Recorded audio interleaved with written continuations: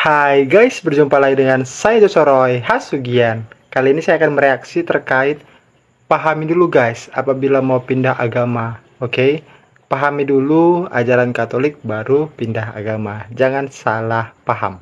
Oke. Terima kasih untuk aku Katolik yang selalu mengedukasi para umat Katolik lewat konten-kontennya. Oke, langsung saja kita reaksi video yang satu ini. Saudara-saudari yang terkasih, kalau ada orang pindah ke gereja lain, saya sedih. Saya ingin umat Katolik bertahan dalam imannya. Tetapi kalau memang mau pindah karena tidak kerasan dalam gereja Katolik, ya silakan. Tetapi sebelum pindah, yang menyedihkan saya adalah kalau mereka belum tahu ajaran Katolik, sudah pindah. Oh gitu. Belajar dulu, pelajari dengan baik dulu iman Benar Katolik, sekali. dan ternyata tidak cocok. Oke, selamat jalan. Kalau Semoga bisa menemukan sekali Katolik yang tetap lebih Katolik ya cocok guys ya. di gereja lain. Nah, inilah semangat yang ingin saya pakai pada kesempatan ini. Sekarang saya mau memberi cerita singkat karena waktunya cukup banyak ya. Jadi kalau menurut acara, sebenarnya acara saya 7:30 sampai 9:30 atau jam 10. Wah, ini untuk orang Bali biasa jam 10 ya. Nggak apa-apa, di Malang masih jam 9 kok kalau jam 10.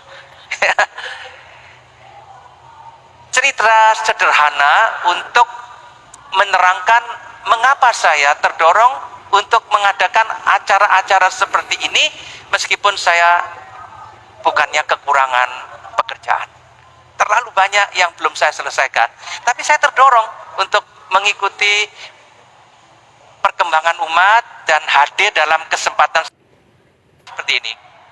Satu hari, lama sebelum saya menjadi uskup, mungkin 10 tahun yang lalu, saya mendapat tamu yang tidak diundang. Tiba-tiba saya diberitahu oleh pembantu, Romo, ada 2 ibu mau ketemu. Saya bilang, aduh, saya mengajar jam 8, sekarang sudah 7:30, bagaimana? Tapi katanya mendesak.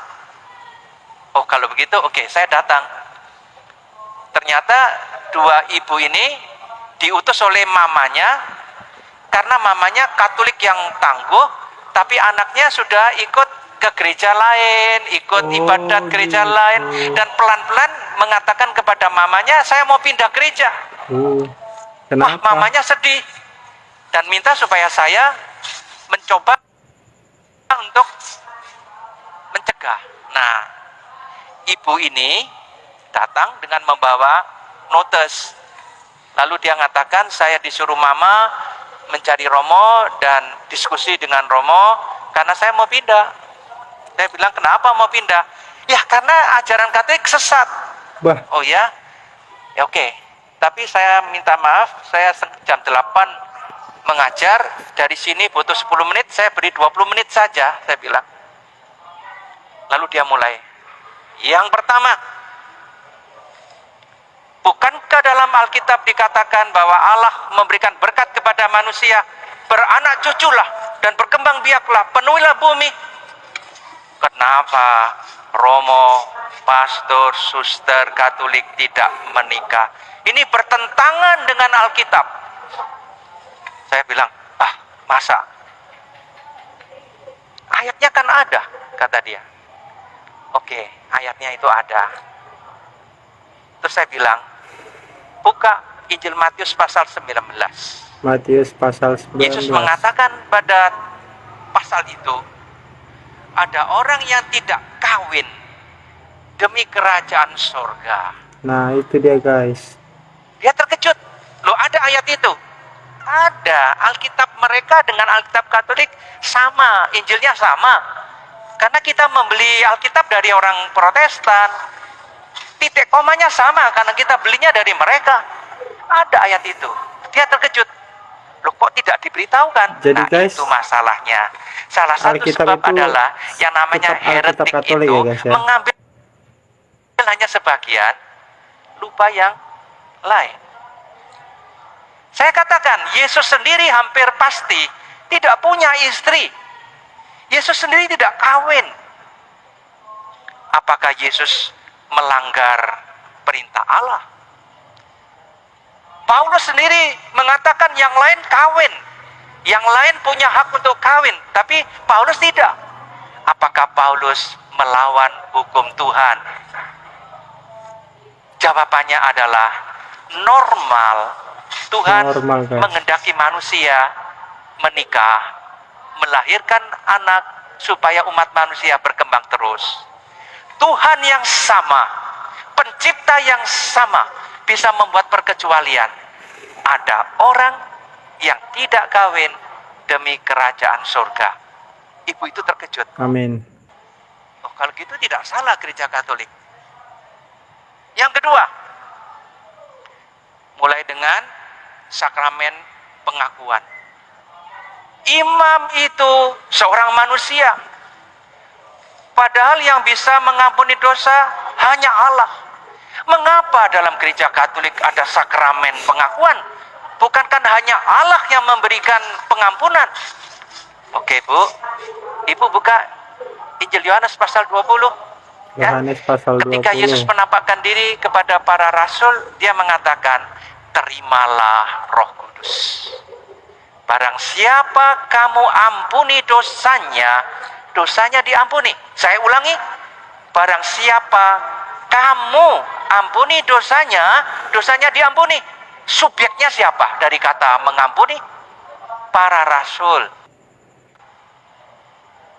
Artinya Tuhan menitipkan kuasa untuk mengampuni dosa kepada gerejanya, kepada para rasul.